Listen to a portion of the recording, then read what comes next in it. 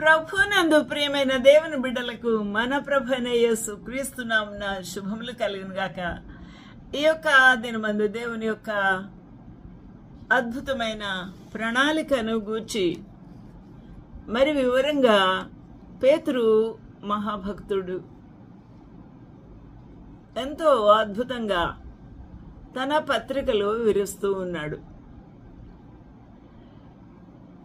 యేసుక్రీస్తు ప్రభు మన కొరకు చేసిన ఈ గొప్ప కార్యమును అర్థం చేసుకున్నప్పుడు స్తుతించకుండా మౌనంగా ఉండలేము. అందువలన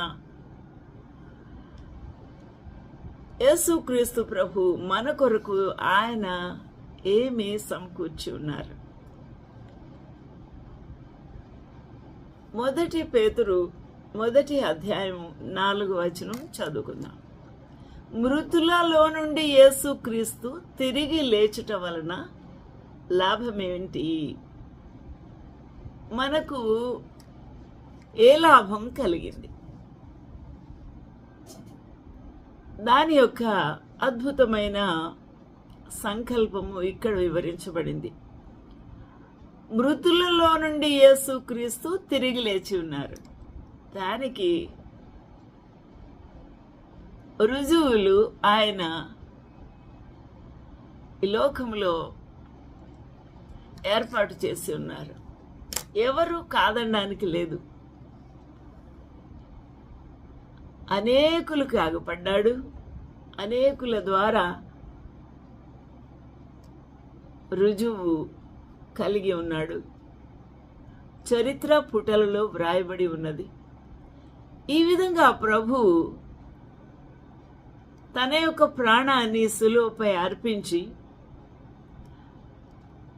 మన కొరకు తన ప్రాణం పెట్టిన తర్వాత మృతుల్లో నుండి యేసుక్రీస్తు తిరిగి లేచున్నారు. దీని వలన మనకు కలిగిన లాభమేమి?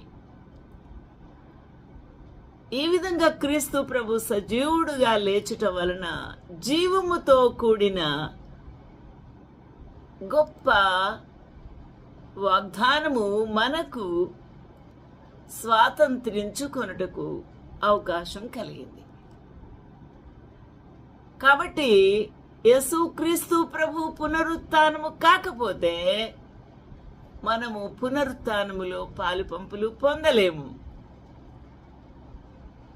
పునరుత్థానమే మన జీవితములో అందుకోలే